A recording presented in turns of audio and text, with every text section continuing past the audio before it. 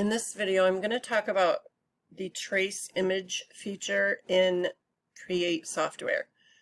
So let's talk about images first for a minute.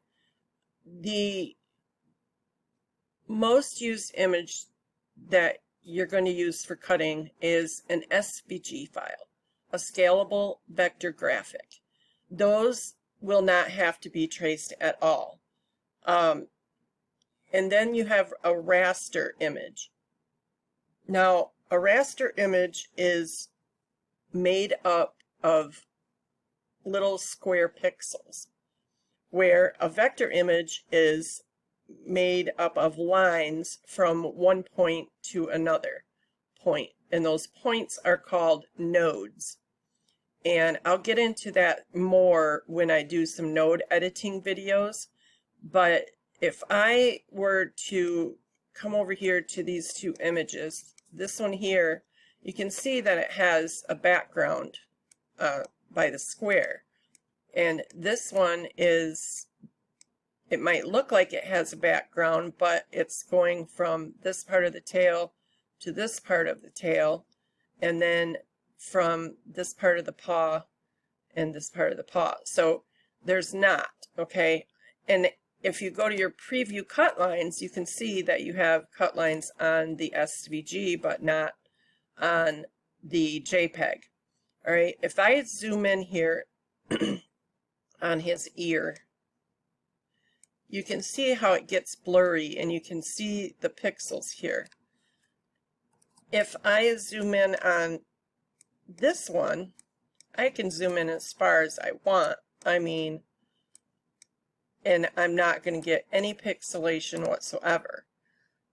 An SVG file can be resized as small or as large as you want, and it's not going to lose any of its definition, where a raster image will. It will begin to look blurry and pixelated, and so that's the difference between a raster and a vector image. If you can find a vector image, that's what you want. You won't have to trace at all. So other images, of course, this you're not gonna have to trace at all. Like, I know the AI, I believe, is Adobe Illustrator, and then you have some other programs out there.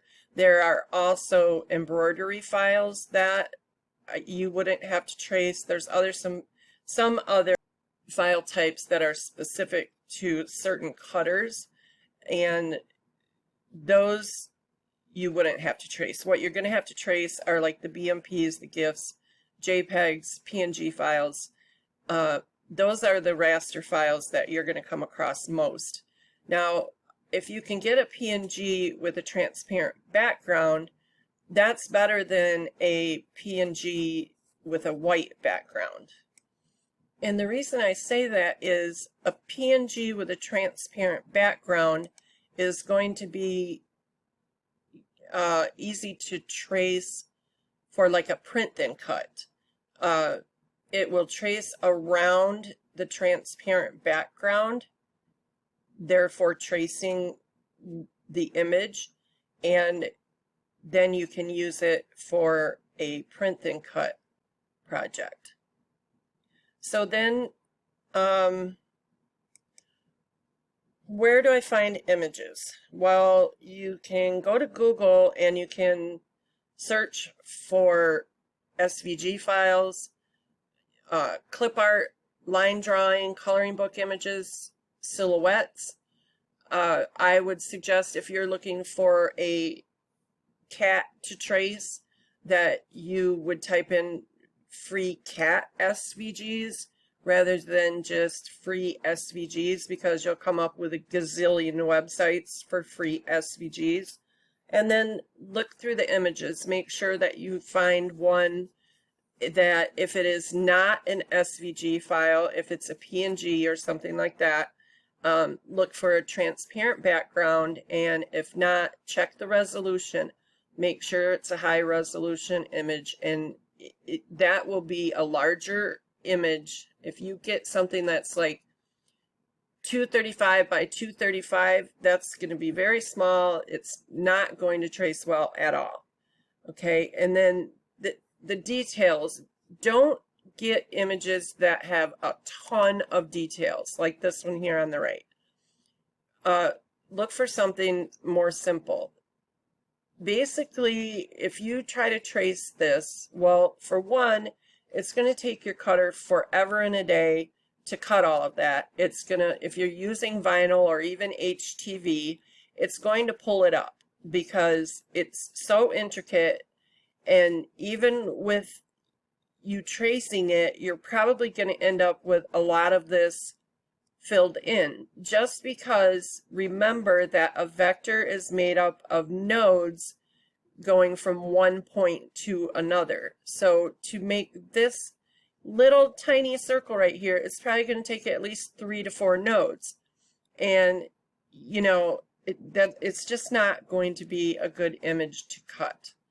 All right, so any of the images that are black and white, either solid silhouettes or outlines, those will trace well. Colored images you can also trace, but you want to look for something with flat color. If you have something with a lot of variation in color like this, I mean, it'll trace, but it's going to have a ton of layers, and you're better off trying to find something with more flat color like this. So then I'll come back here after showing you the details and the color variations and what types of images to look for. You also want to avoid the shadows. I don't know if I mentioned that earlier or not. It just makes them harder to trace. Lettering, signatures are okay to trace because those are, you know, they're signatures. They don't have to look crisp like lettering does. And then you have photographs. I did my doggy here. You want to look for images with a solid colored background. This is not, so you can see that it traced all of this up here, and you don't want that. There is a website out there, it's remove.bg, that will remove the background from images. Sometimes it works great and other times it does not. Just depends on what color your background is versus your foreground. So that's always something that you can try. Now it did trace my doggy, but as you can see here, all the little pieces. And you know, it's going to take a long time to cut those. I think I've got 5 different layers here. Yeah. 5 different layers that, you know, are going to take a bit to cut. But they're there. It did do a, you know, not that bad of a job, I don't think, anyway. So you can trace photographs. I would, you know, try to avoid it, but it can be done. So I think I'm going to go ahead and end this video here, and in the next video I will get to the trace window and explain some things in that, and then go on to tracing.